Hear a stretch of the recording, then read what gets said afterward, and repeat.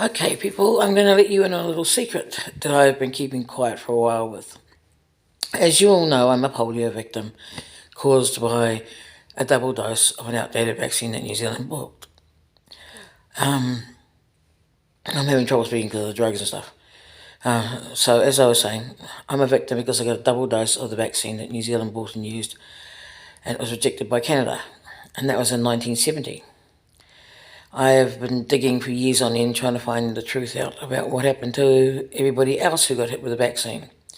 And it seems that my records are not the only records under a 70-year confidentiality agreement. It seems that the other 35 kids that were in that ward with me in Auckland Hospital, which was Ward 32, which actually didn't exist according to the system, but yet we were in it. And there were approximately 35 kids going in and out of that ward. And they were all in the same condition I was, paralysed in some form or another, and their parents were lied to. So there are a number of others I found up and down the country the same way, same thing where records were hidden and lied to. There were a group in the Waikato District Health Board that got hit with it, besides those in the Auckland District Health Board. And I again found all that out because I went through the Archive of New Zealand and had to get permission from the Attorney Generals to find out about my medical records. So what that boils down to is there's at least, and I say at least, 1,000 people in this country who don't know that they're entitled to compensation. Because it's before ACC's existence, they are also entitled to do it for as much as they like, which is why I filed a $50 million one against the Crown, and they stood in front of the judge and said, oh, yes, we did this, but she's not entitled to a compensation because MSD and MOH are there to look after her.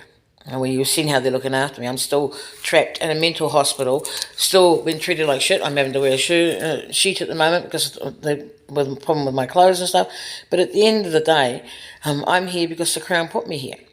The Crown caused this, and according to what the two doctors I've heard, or rather one doctor I've heard talking, he has been told several times from the crowd down in Wellington that I have some sort of illness, they just don't know what kind of illness, and that he has to pump me full of drugs and basically keep me here. Now, does that sound like a real fair solution to anything? The answer is no. But it again backs up the fact that the Crown keeps lying, keeps covering stuff up, and keeps hiding it. And I went through years and years and years of digging to find the truth. I know the truth now. The fucking media won't help me. And everybody else is just palming me off, so it's time I spoke out. And as I said, there are over 1,000 people in this country who are legally entitled to compensation besides me for the fact that they got used that vaccine. That vaccine was bought by New Zealand in 1970, used in 1970, and was rejected by Canada. So if you've got similar symptoms to what they can say as post-polio syndrome, is the same as chronic fatigue, and you've got similar ones of that, and you were born before 1974, then basically you are entitled to compensation. And the law states that if it's before 1974 and ACC's existence, you can sue them for any amount of money you like. You do not have to back it up. You don't have to prove that the amounts you require. You can, as long as you've got the evidence to show that they did this to you, you're entitled to it. So am I. So somebody should get off their ass and do something, hopefully now.